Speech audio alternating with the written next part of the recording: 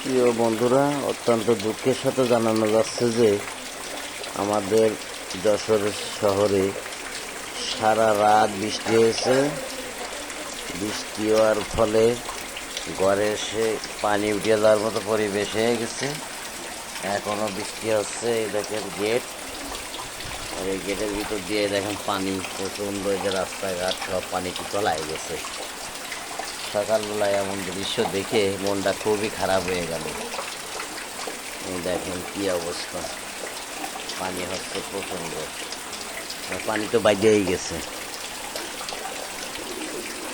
আল্লাহ চাইলে সব কিছুই করতে পারে।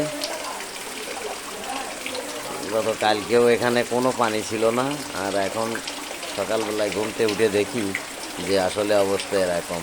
সবাই আমাদের জন্য দোয়া করবেন, ভালো থাকবেন। অসংখ্য ধন্যবাদ। আসসালামু আলাইকুম।